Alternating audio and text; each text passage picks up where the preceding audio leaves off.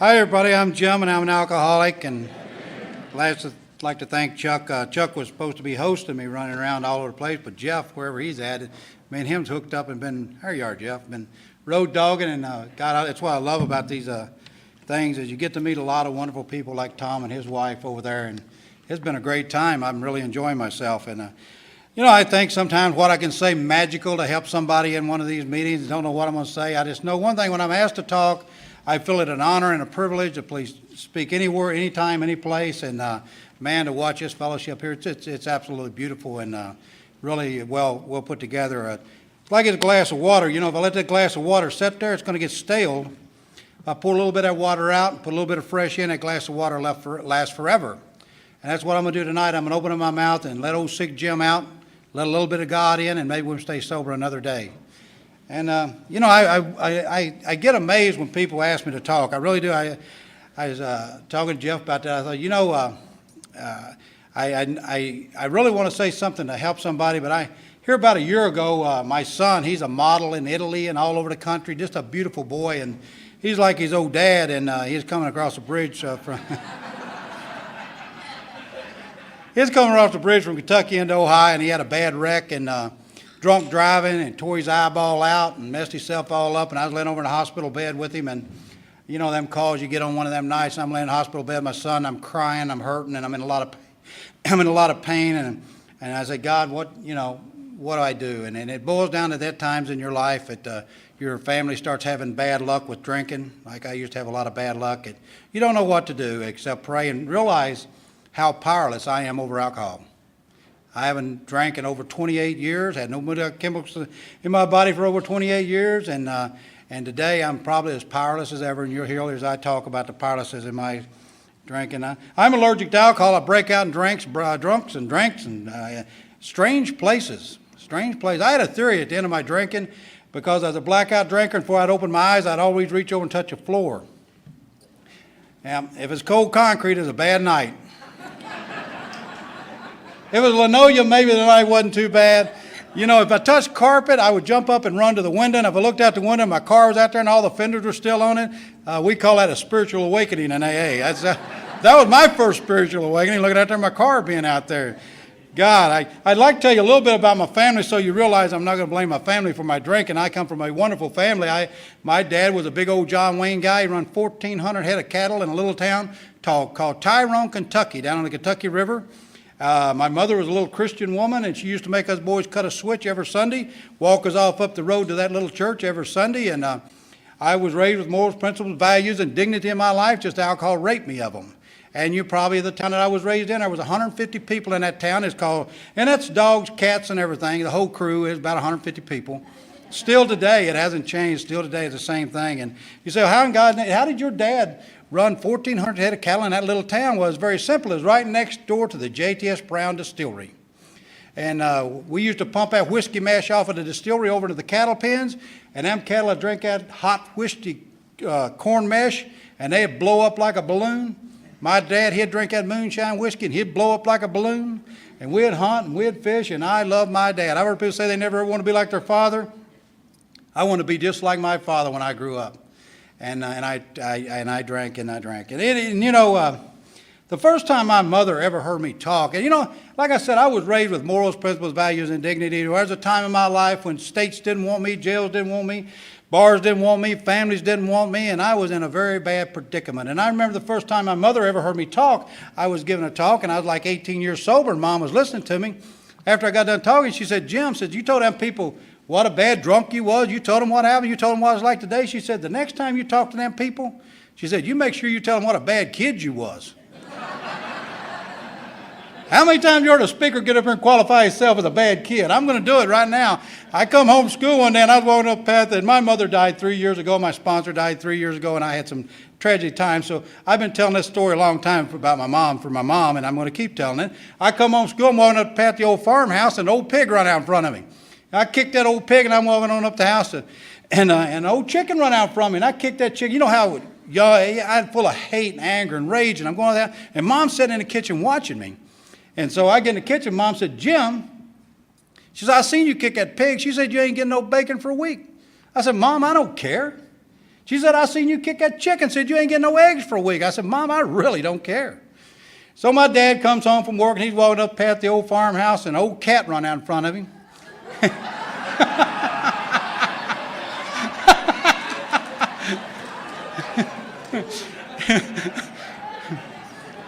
Mom, can I tell Dad what he ain't getting for a week?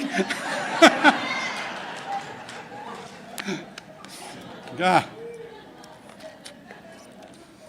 You know, I remember my first drink of alcohol. My dad, like I said, my dad never bought nobody. He just a drunk and drank and hunted and fished and stuff like that. And I got one of my dad's quart bottles of beer, and I went under that old tree, and I sat under that old oak tree out there at the house, the old farmhouse, and I turned that quart bottle of beer up, and I drank that quart bottle of beer down. And Arnold's 92 beer, I'll never forget it. And that magic went inside of me, and I'll tell you what, it was the most beautiful thing that ever happened to me in my life. This little pimple-faced hillbilly had arrived. I thought, this is beautiful. This is absolutely beautiful. Have you ever been in love with that little he or she?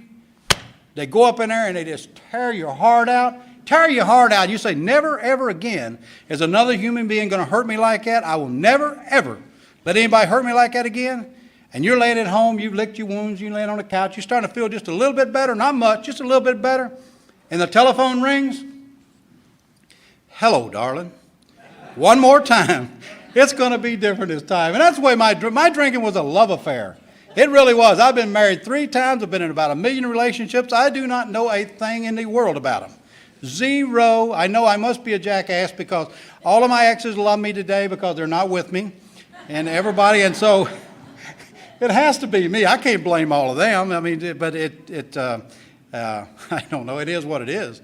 But, this love affair that I chased with alcohol was just absolute. From that quart bottle of beer on, it was a beautiful thing. And I got in a lot of trouble. Right out of the gate, I remember in my early drinking days that I bought an old piece of junk car, and me and the old boys jumped in the car, and we had to go to a little town called Lawrenceburg. It was 3 miles from Tyrone. It's where we had to go get stuff to drink. And we were drunk. We took off up to Lawrenceburg, and I said the brakes went out. And the boys said, no, Jim, you just slam, bam, run around the back of that man.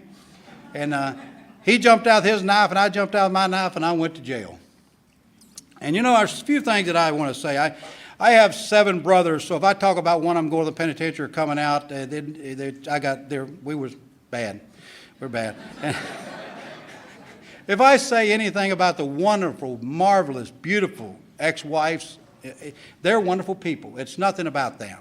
This is my story, and this is all of my mistakes. But anyway, I went to jail. Didn't like it. Didn't like jail that time. And where I grew up at, we drank in gravel pits and riverbanks. We didn't have the luxury of nightclubs and stuff. And so the gravel pits we'd drink in, there would be trains coming through there, and all the other kids would be throwing rocks at the train. But here's the type of drunk I am. I was throwing rocks at the conductor. And I hit him one time. He was hanging out the window giving us sign language, and I come right beside his head, and I thought it was a beautiful thing.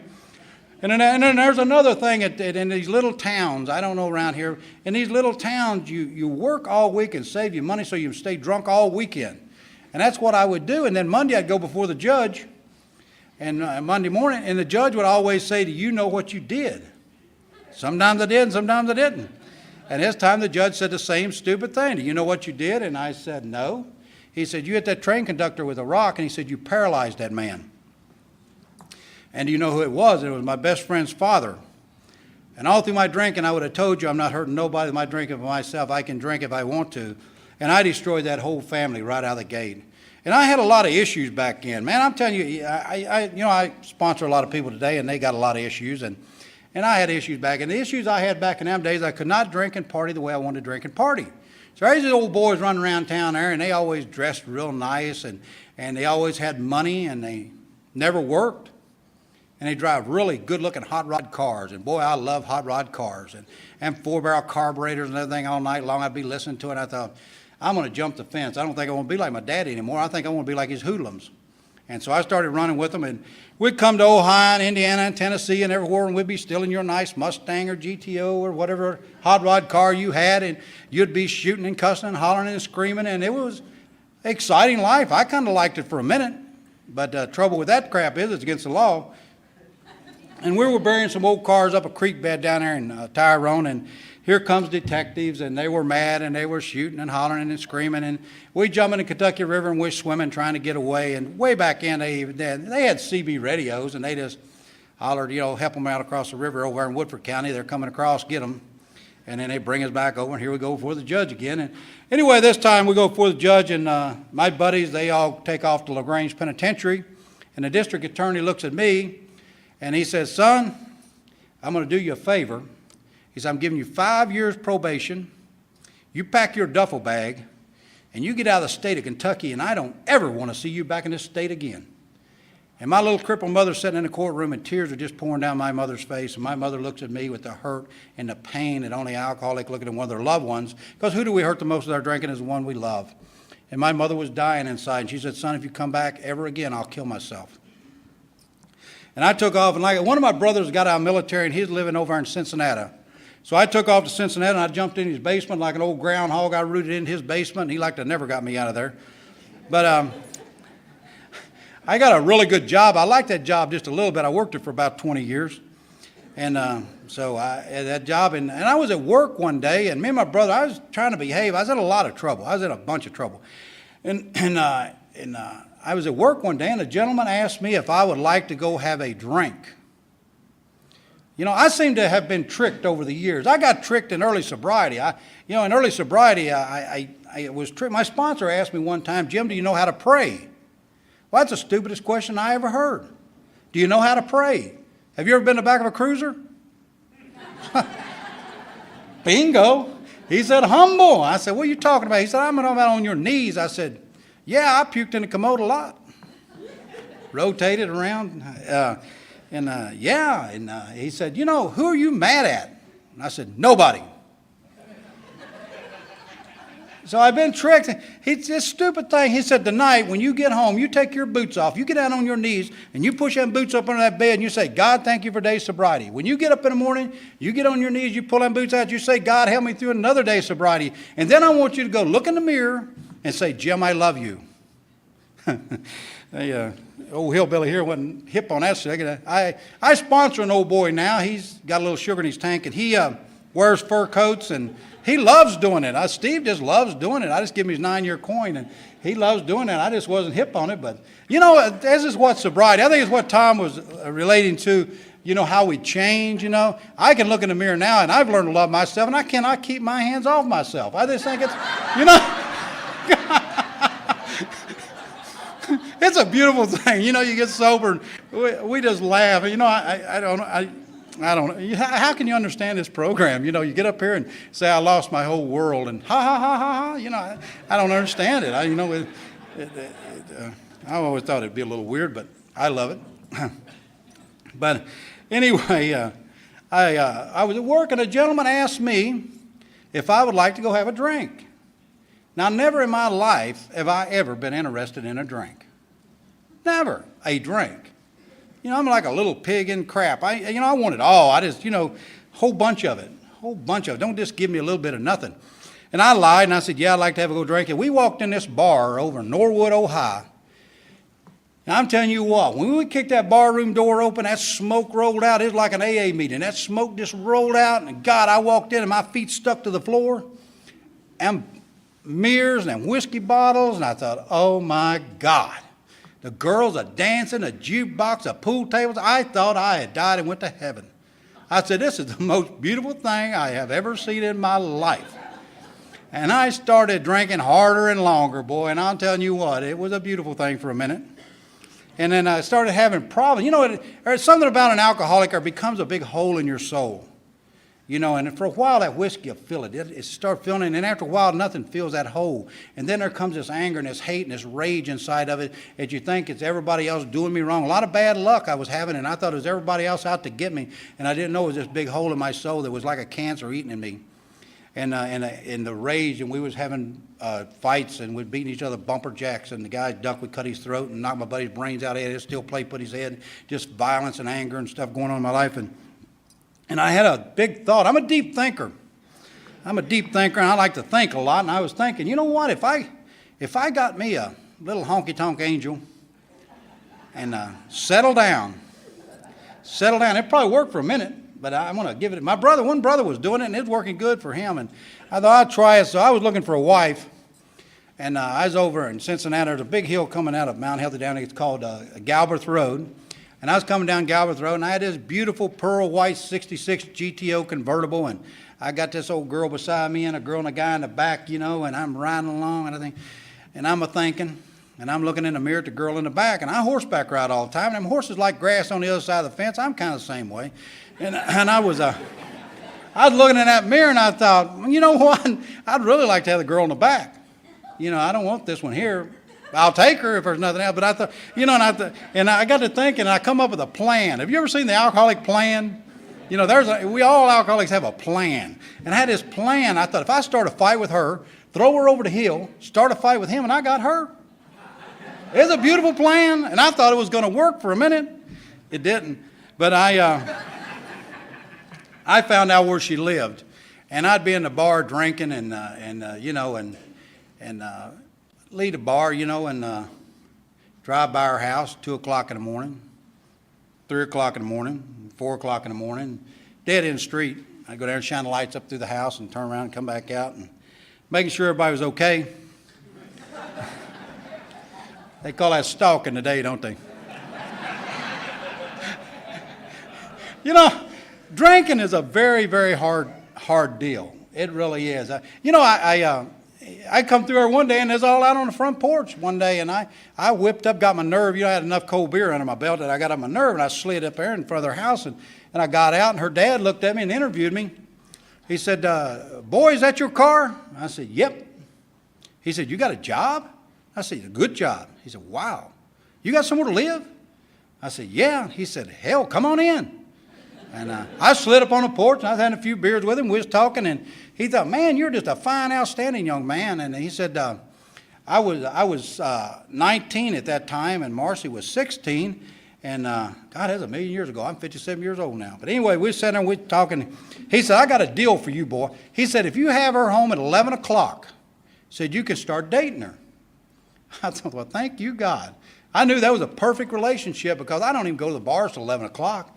And I'd pick her stinking butt up, and we'd ride around, and everything, and take her through the parks and stuff, and have me a couple cold beers, and she thought everything was cool, and I'd dump her off early. I'd have her on, 10 o'clock, 8 o'clock, 5 o'clock. Hell, I wouldn't even pick her up, and they thought I was really great.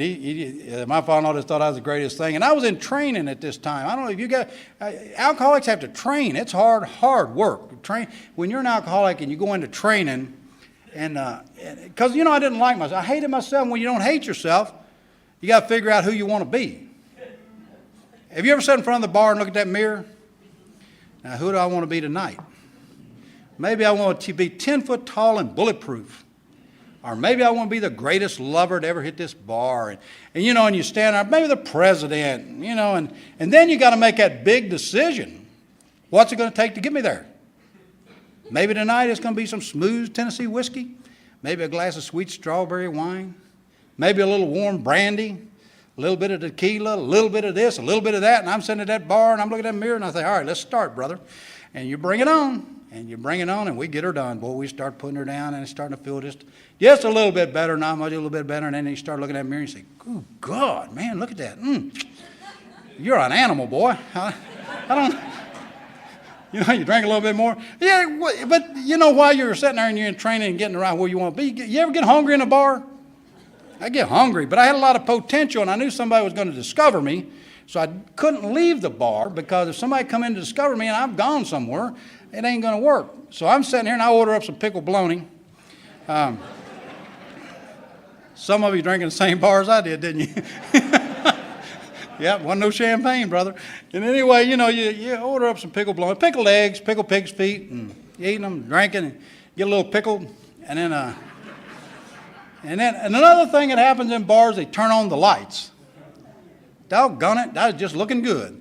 And they turn on the lights, and then we have these issues. And I'm a deep thinker, so I grab my 12-pack and take on off up to White Castle. I don't know if you got White Castles here in Indianapolis. I'm sure you do. But I go to White Castle parking lot, and I lay out there and eat some of them bodybuilders and drink a few more beers and do some more deep thinking. I'm thinking very deep in the White Castle parking lot and drinking and doggone it, the things that happen to drunks. It's like we plan this stuff. You ever pass out?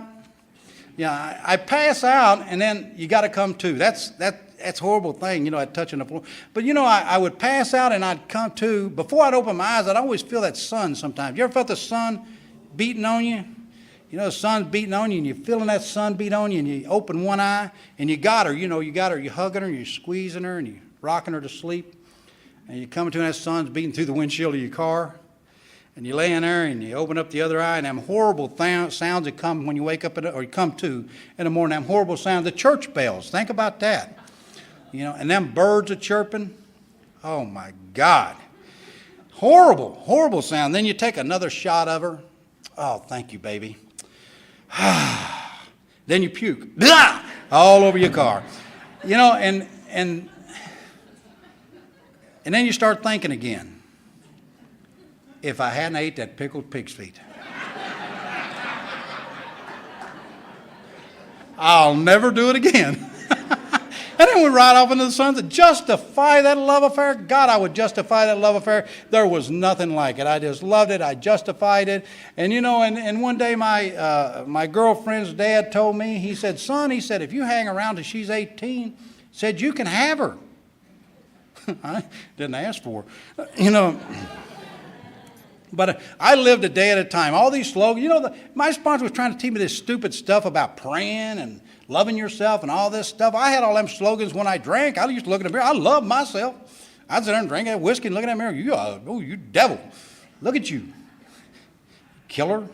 And then in praying, like I said, I prayed all the time. Get me out of this, Lord, I'll never do it again.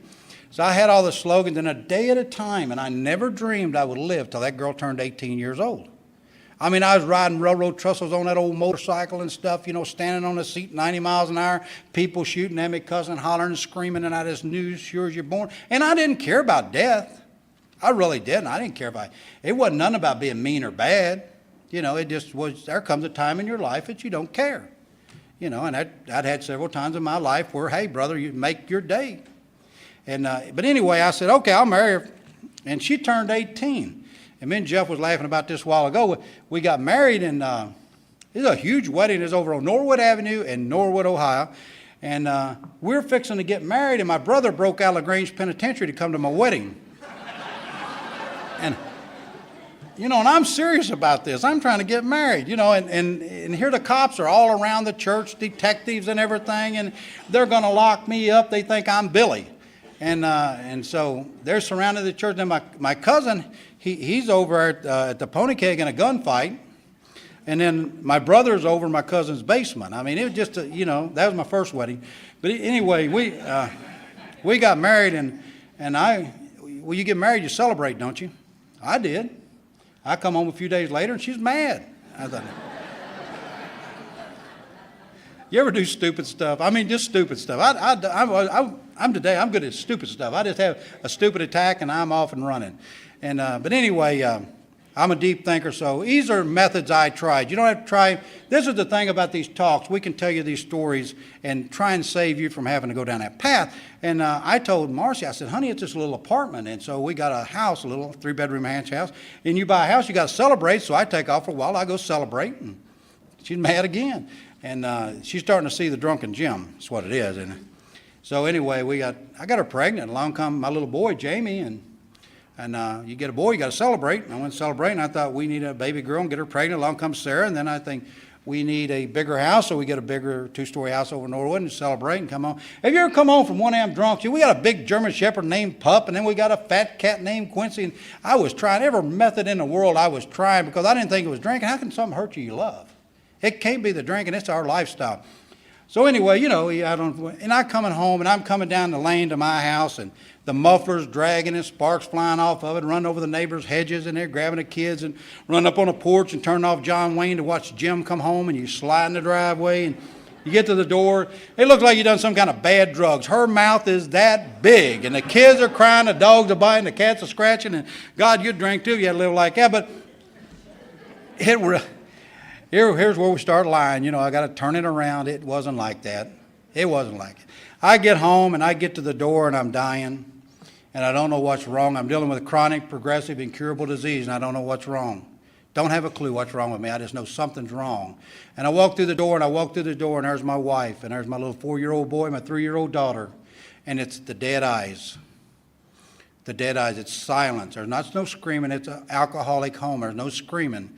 It's hurt. It's pain. And I walk in that door and I look at my wife and my 2 children and I didn't want to live like this. And I didn't want them to hurt like this. And I told somebody the other day, they said, boy, Jim, you sure sponsor a lot of people and you sure go to a lot of meetings. And I tell you what, the day that I quit looking at that drunk's eyes, I quit looking at that drunk's eyes. And that's what me and Greg was talking about, the drunk's eyes. You look at their eyes and then you'll see them do a step and their eyes will start dancing a little bit. They say, oh, God, I feel better. Then they do another step and wow, it's starting to be better. And another step. And I don't know what that's about because the steps are all about failures. Your life's unmanageable? Ha, ha, ha, I'm doing it. The next one, I'm insane, and all down through steps is to beat you down. I used to break horses. You had to beat that sucker down, and then you could train it into a beautiful strutting horse. But the drunk, you beat old drunk down, and we fight trying to come back up and be better. But anyway, God, I forget sometimes where I'm even talking about. But, you know, I isn't it awful? You know, but anyway, I'm in my house there, and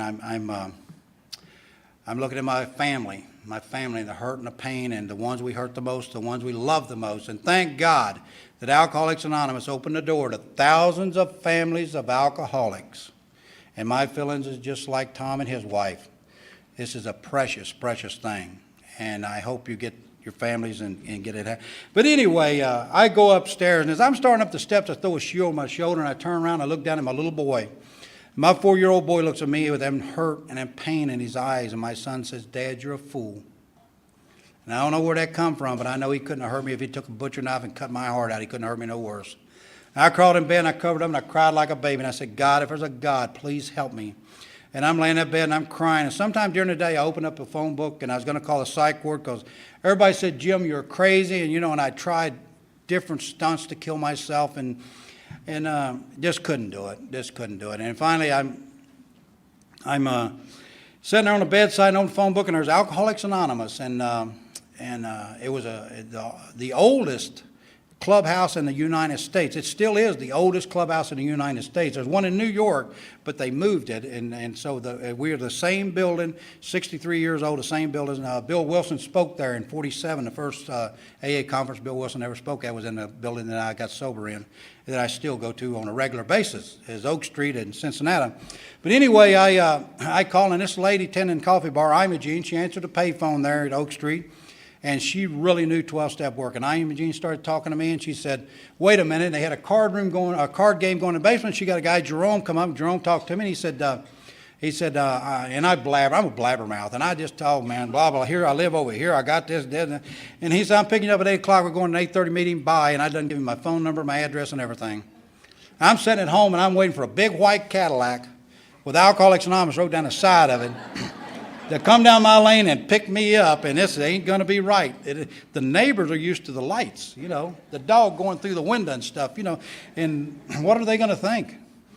And anyway, here comes an old pickup truck, bouncing in the driveway. Me and Jerome take off down to Oak Street, and I'm sitting down there and mad at the world, didn't care about nothing, and for 5 months, I never done nothing but go to meetings. I mean, I went to meetings religiously, and I sit there like a bump on a log.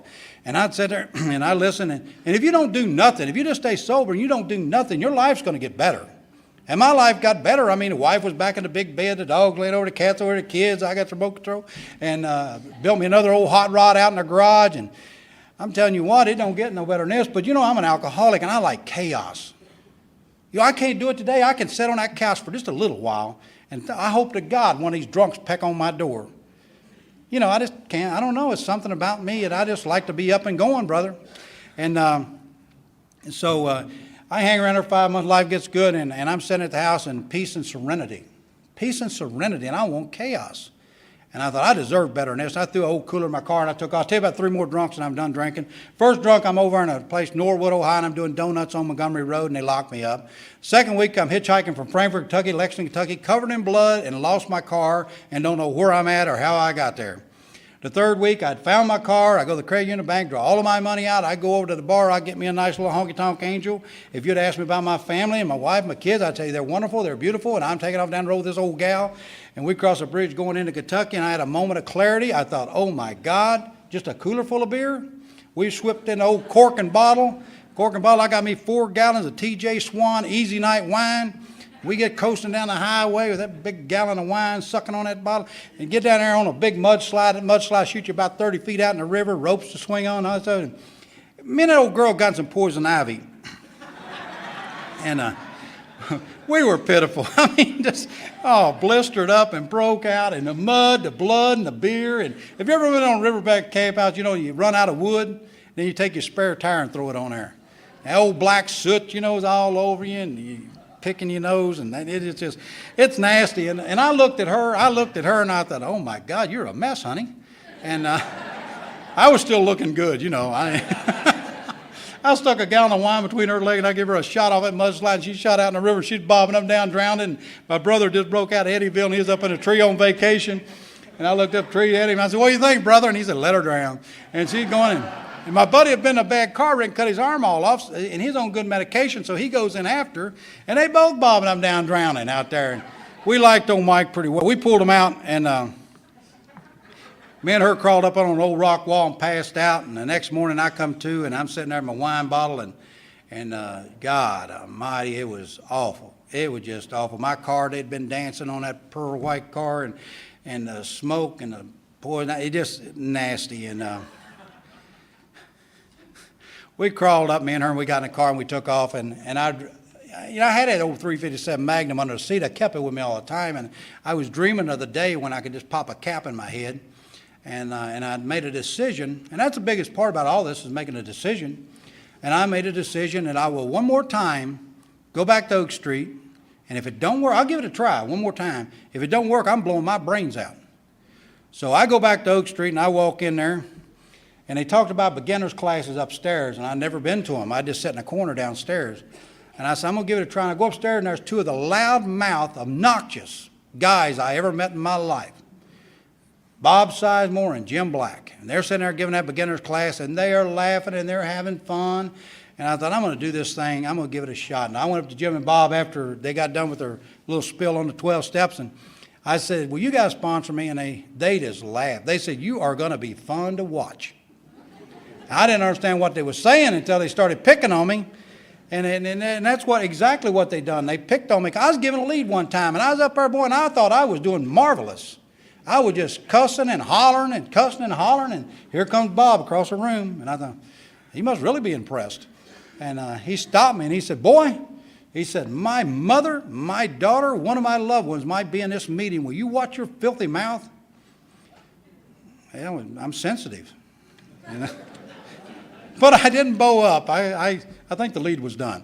And and it was like that all the time. I was in the weightlifting. I was on the front porch, boy, and I had my cut-off T-shirt, and I'm sitting up there in front of AA meet clubhouse, and I'm looking good. And he walks up, he looks around, he says, Jim. And I thought it's something deep he was going to tell me. He said, it's a program of attraction. Get in the building. Quick.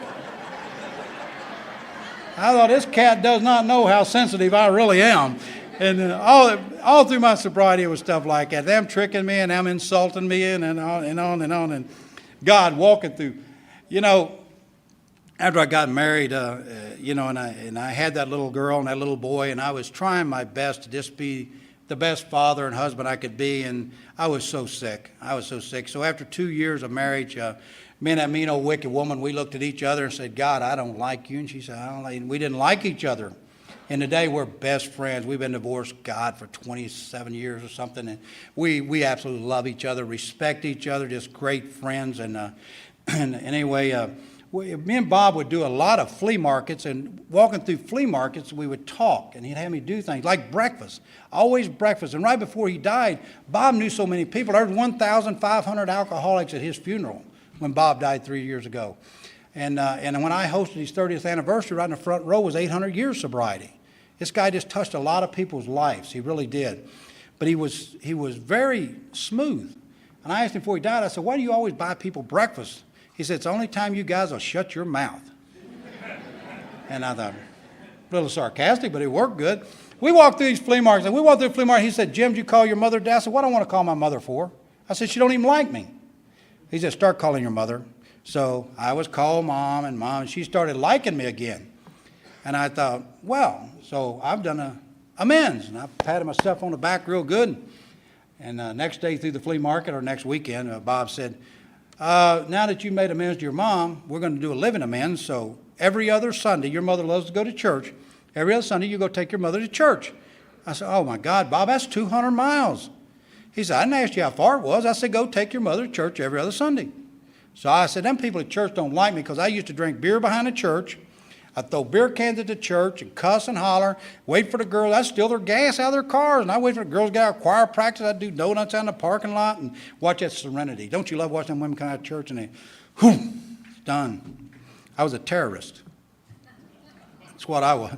But anyway, I started taking Mom to church, and it would become a very special time with me and my mother. And I would go to her place after church, and we'd sit down, and I'd break out my big book and impress her. I would impress Mom. Look at all these prayers. We have our spiritual program here. Is spiritual. And Mom would break out her big black book. She'd say, my book's bigger than your book. And all that crap you're reading there, Jim, come from my book. My book's older than your book.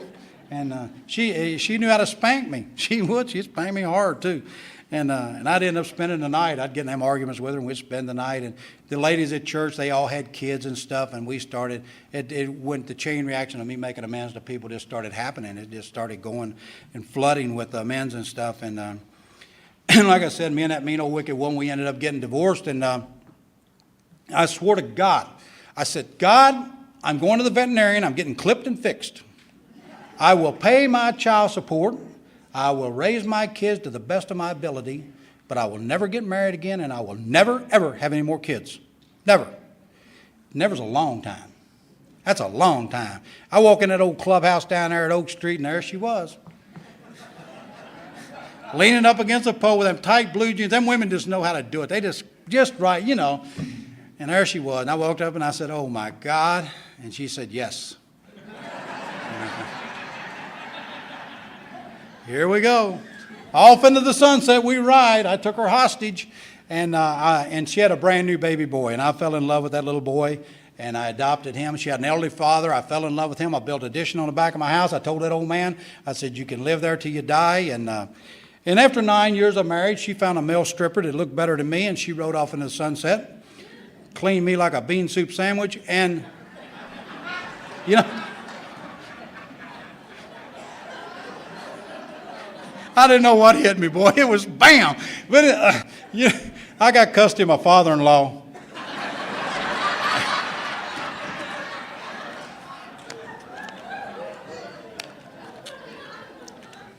Steve's sister knows me, and so you think, Jim, these are all lies. This is not. People knows my family, and it's kind of the way it was. But it was a great deal, I thought.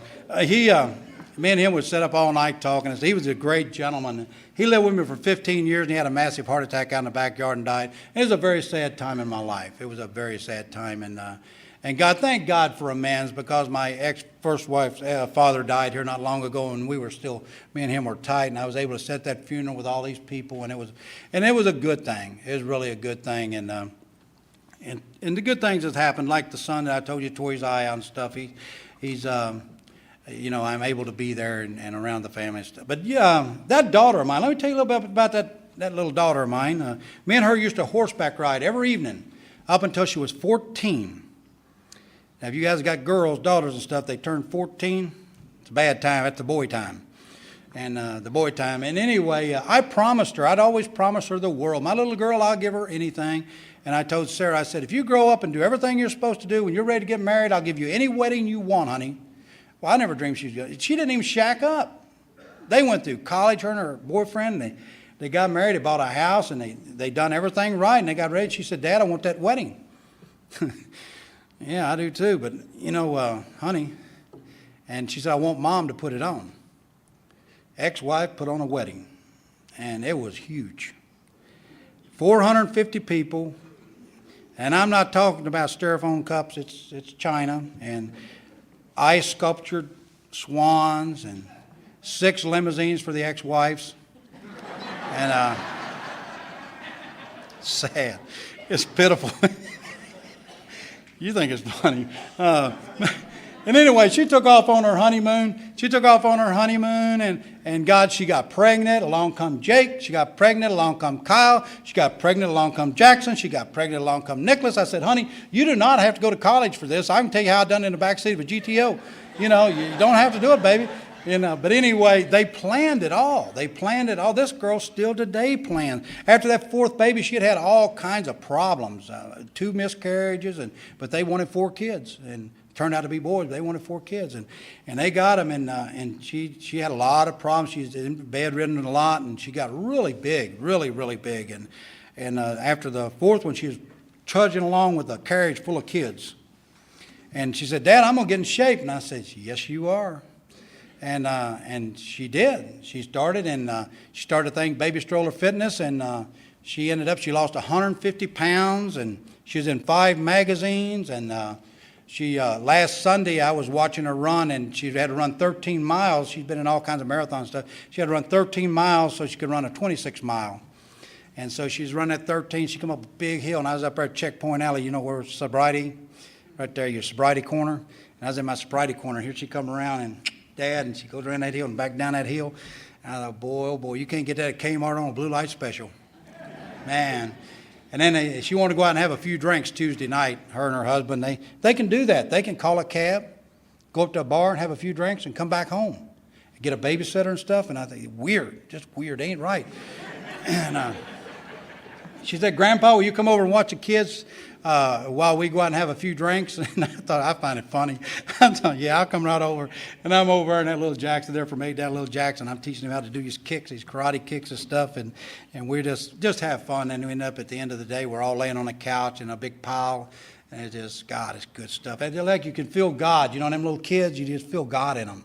Just that gentleness and that innocence and stuff. And God, I could have missed it all. And that boy Ryan, he got a little girl pregnant. And along come Roman, and they named Roman after me, and they named Nicholas after me. I got 2 grandbabies named after me. They think I'm it, boy, because I'm ornery. I'm just like they are. I can go to a little kid's level, in a heartbeat. And it don't take me but a second. I used to motorcycle ride and everything, and here the last couple of years, I boat ride. I got speedboats because the kids like to get on a tube, and I can do. And it's about them. It ain't about me. It's like a drunk. I watch a drunk and watch him get his family back and get happy. It's about him. It ain't about me. It's strange how it happens. I can watch you. I don't have to be on that tube. I can be sitting there watching you and watch the smile and watch the magic, watch the eyes dance. And when you start seeing them eyes dance, you start seeing that family. And God, I've been able to sit at so many kitchen tables with people and watch them get their families reunited. And that's the magic of this program. And, I've had a lot of tragedies through my sobriety. That one boy of mine, the other boy, my oldest son, he's just like me. Them boys are just like me. My daughter's a doll, baby. You hear me talk a lot about her because them boys are ornery.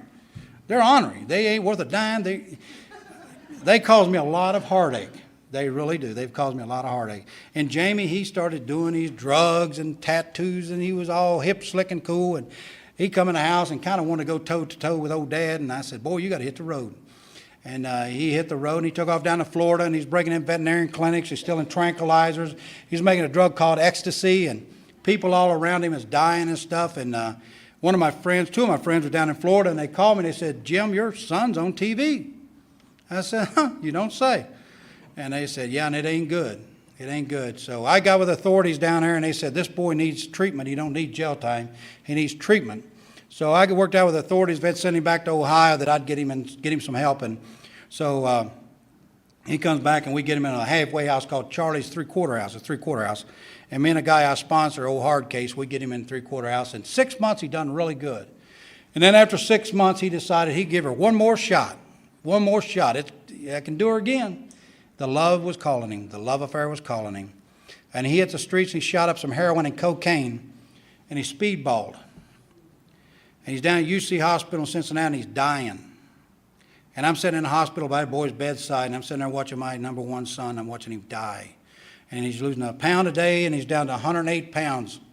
And it's New Year's Eve, and New Year's Eve 10 years ago, and the doctor comes into the room, and he looks at me and my ex-wife, my daughter, and he says, anything that you have to say to that boy, say it tonight, because he will die tonight. Your boy's going to die. And I sat there, and I said, I was supposed to give a lead. That's New Year's night. I was supposed to give a lead. And I get up to go to the door, and my ex-wife knew what I was doing. And she stopped me and called me back to the bedside. And my ex-wife and my daughter is sitting there beside me. And Marcia said, Jim, all these years you've been going to them meetings. Me and the kids call it your good daddy's meeting. Because when you go to them meetings, you're such a better person. And we want you to go to your good daddy's meeting. And I went to that meeting. I don't suggest it to anybody. I went to that meeting and I give that talk. And I come back to the hospital and he didn't die. He didn't die. And that's it. That's it. He didn't die. And the next day they said he'll be a vegetable the rest of his life. He'll never walk again. He'll never eat again. He'll never talk again. And I have a very, very strong God in my life, and I didn't buy into it. And at that time, I was in competition, bodybuilding, karate. I was in the gym. I was doing a lot of stuff for myself. And in my work, I had my own business at this time, and I just quit everything. I quit everything, and forever, I drug him through hospitals and stuff. And he was in Drake Hospital, and they said, give him a 29-day evaluation. They said, that's about it. And guess what? He's walking today. He's eating, he's drinking, he's smoking cigarettes by the cartons. And he's got a lot of brain damage. He's got a whole lot of brain damage, and it tears my heart out. It's been 10 of the longest years of my life. I hope to God nobody identifies with my story, and I hope that nobody ever has to go through what I had to go through, what I'm going through. And it just takes a piece of your heart. Takes a piece of your heart every time one of your loved ones. And I know what my mother and everyone looked at when I'd come through them doors, and they'd look through them bars at me.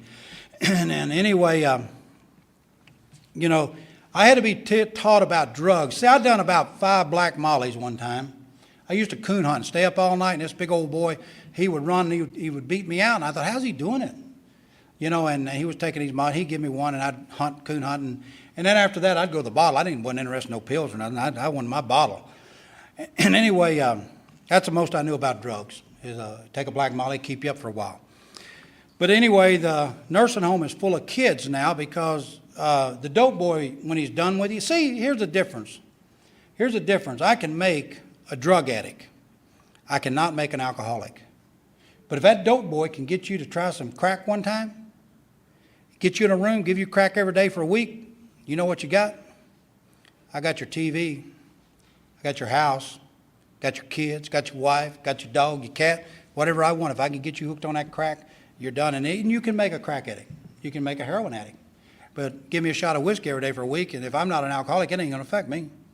There's a difference. And I had to be taught this through these nursing homes because my son's in a nursing home now, and it's full of kids. And they're building nursing homes for our kids. Because you know when you turn on TV and they say so-and-so died of an overdose, usually the dope boy put a gun to their head, put a needle in their arm, and that's it. They're dead. And if they don't die, it's a lot of brain damage. And you don't put them in a detox. You can't detox a fried brain. You put them over in the fetal position in a corner, medicate them in a nursing home. And it's sad, our children, they're building nursing homes for our children. And that's the way, but I'm there and accounted for. Right now, they know, that nursing home knows, my family knows, everybody knows I'm here. And I'm accounted for. I've been able to do a lot of things in sobriety. My little niece was a cheerleader, a Sunday school teacher, had everything in the world going for her. She was working at a shoe store down in Shelbyville, Kentucky to make money to go to college. And this guy come into that little shoe store, and he took my little niece, and he beat her and beat her and beat her for $20 until they had to have a closed casket. And at her funeral, it was just pictures of her little cheerleader and stuff across that casket. And my Uncle Tommy was a songwriter. And he wrote a song. He died right after Vanessa died of a broken heart. And he was a Christian songwriter. He wrote a song, I Got a Date with an Angel When I'm Done Here on This Earth. And he died right after Vanessa died. He died of a broken heart.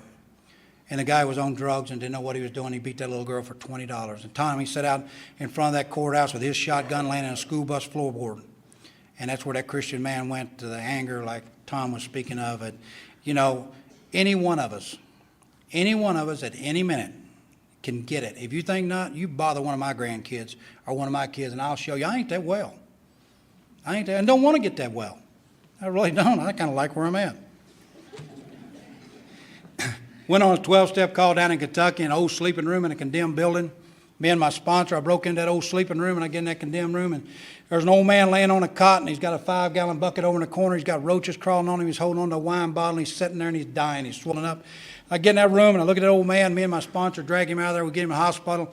And the only good blood vein in his body is in his foot. That's where they started IV. And I'm sitting by that old man's bedside, and I'm watching him die. And I look at my sponsor with tears pouring down my face, and I said, Bob, what do we do? And Bob said, the only thing we can do is pray. And we prayed, and I said, and watched that old man die. And as that big John Wayne guy I told you about, my father, alcohol eat his guts out. Alcohol is not only cunning, baffling, powerful, it's very, very patient. And a man that I dearly loved. I got a son in a nursing home. I got a father that had eat his guts out. I got a brother in LaGrange pulling 20 years because a bad drug dealer put a gun to a man's heart and blew the man's heart out. Alcohol hits in so many ways. How many family members do you think got affected by my father, by my son, by my brother, his whole family? So many people. It's such a big circle. It's such a big circle we do here. You know, I've been able to do a lot of wonderful things in sobriety. I was up, I was telling Tom about this and his wife. I was at Akron. I was asked to come up and talk at an archives. And I go up to this archives, and I was speaking not at the archives, but at a meeting over there by the archives in Akron. So end up at the archives, so on and so forth. I end up at Dr. Bob's house with a lot of you know where it's at and stuff. And I'm over at this old house, and Bob and Sue, Dr. Bob's daughter and son, was sitting there at Dr. Bob's house and was eating pizza at 11 o'clock at night. And they were friends. A lot of you know Don Cassini. They're friends with old Don. I was with Don Cassini. Is how I ended up there with old Don Cassini. And we're sitting there and we're talking and wondered whatever happened to the lady that introduced Bill and Bob and Henrietta Sieberling. And they said, well, she's buried somewhere down in Kentucky in a little town called Lawrenceburg, Kentucky. Huh. You know what I'm saying? So anyway, I said, wow. And I said, I know where the graveyard is. I'm from Lawrenceburg, actually Tyrone, but I used to go to Lawrenceburg and get drunk, and I said then I'd come back to Tyrone, and there's only one graveyard, the old graveyard coming out of Lawrenceburg, and I'd pull in there, and I'd get drunk, wake up the next morning with dew settled on me, and I'd go on home down to Wildcat. And they said, well, that's where she's buried, to the best with our knowledge. So I get a bunch of guys I sponsor. We take off down to Lawrenceburg, and we get down there, and we go to this graveyard. Can't find the grave. We look at all these big tombs because it's next to JTS Brown Distillery, so big money. So there's some big tombs there and stuff. Couldn't find it. So Woody Gash owns a funeral home up there. We go up to Woody. He gets a map out right here. We go back, and it's a little bitty plaque like that. Now, she's from the Goodyear family, married into it, and tons of money. But she had a little bitty plaque, and it had let go and let God on it. Next to the Bucklers, which was her family, was buried next to her from Lawrenceburg. And God, it was beautiful. It just, I couldn't believe it, that history was there right in my lap. And I did things I've been able to do, like with my daughter and my grandkids. And I dreamed, you know, I've had dreams. You ever had, it's like a flower. If you plant a rose every day at the end of the year, you got a beautiful rose garden. Just every day do something good in your life. And I've always tried to do good things, and I had a dream of someday going back to Kentucky, and I wanted a cabin out in the woods, and a big dream, and I did it, and I built a huge cabin. I had 150-foot of deck around the first floor, and enough of that. The beautiful part of that was I had my little grandbabies down there, all these little boys, and Jake said, I got to pee, and I said, well, he was about 5 then. I said, piss off a deck. Nobody going to see you. And he did, and all the other little grandbabies lined up and dropped their diapers. It just, tell me it gets better than that, buddy. It don't get no better than that. That's good stuff. I don't care who you are. That is good stuff. And they keep doing stuff like that. It's just funny to just watch them. Man, I was down there on Taylor Lake, and we'd been tubing. I'd been throwing them up in the air off of the tube and stuff, and we're sitting out there in the lake, and I'm all propped up with my seat laid back and listening to the radio, little George Jones going on and stuff. And Jackson, he's about 3 years old, and he's laying up there just like me. He had the same pose and everything. He's laying up there, and I thought, God, I love this stuff. I just love being in my sobriety corner. The other day, I watched my daughter run, and then I'm laying, and I can't describe it. I can't describe it. It's kind of like everybody's talked has tried to describe that magical stuff that happens in Alcoholics Anonymous, and you got to watch the eyes. You got to get a taste of it, to watch them eyes dance. And God, it's been beautiful. And I like I said, set a bunch of goals. One thing was I was 140 pounds when I got sober. I was physically, mentally, and spiritually beat to death. And I went to the doctor when I first got sober. My sponsor suggested it. And my liver was gone. My kidney was gone. And the doctor said, if you don't start eating right and exercising, said, boy, you're not going to live long. And I started exercising and eating right and doing everything right. And at 35 years old, I was in Muscle Magazine with a guy when he placed fourth in America. And I was with another guy that won the USA and magazines and stuff, and done a lot of stuff and trained with a guy. He was a 7th-degree black belt karate, and we was personal training together for years. And I was in a movie, What Angels Fear, and I've just been able to do a lot of wonderful things. But I'll tell you what, none of that stuff compares to before my mother died. I got to look at that smile. I got to look at that smile, and I got to be in my sobriety corner. My father, when he died, had horrible, horrible death, but he knew old Jim was there. And all these things, and to be able to be there and be accounted for. My grand sponsor died with a lot of years sobriety, and he always had a story he would always tell me when something was going on. And I'm going to tell you the story before I shut up. And one time I was slinging snot about something, and Bill set me down. He said, there used to be a family down in Tennessee, a sharecropper family, poor people. He said they worked hard all year long in the fields. At the end of the year, they'd sell their crops and they'd pay their grocery bill off at the general store. And one year, they sold their crops and they paid the bill off at the general store, and they had a little bit of money left over. And these people were poor. They couldn't even pay attention. And so they got this little bit of money left over, and they said, what are we going to do with this little bit of money? And they said, well, you know, we've seen each other, but we've never seen ourselves. Said, let's order a mirror. So they order a mirror, and the mirror comes in down to the general store, and they take it home. And old Dad sits at the kitchen table, and he unwraps that mirror, and he looks at it. Not a bad-looking dude. Mom looks at it, just a lovely lady. And little Susie, when she was a baby girl, you know, she just curly blonde, curly hair, just a beautiful little girl. And she just giggles when she looks in the mirror. And little Johnny, when he was a baby boy, he's out in the barnyard, and an old mule kicked him, just tore Johnny's face half off, and he was a mess. And when Johnny looked in the mirror and seen all the scars and the mangled, and Johnny started crying, and as he was crying, he looked at his mom and dad and Susie, and mom and dad and Susie said, Johnny, what's wrong? And Johnny said, you mean you love me the way I look? They said, God, yes, Johnny, we love you just the way you are. When I come into Alcoholics Anonymous, that old mule kicked me, it's called whiskey. And you people threw your arms around me and said, Jim, we will love you till you learn to love yourself. I'd like to thank each and every one of you for loving me back into loving myself. As my sponsor always says, I'm not the man I want to be, not the man I ought to be, but thank God I'm not the man I used to be. Thank you for having me here today.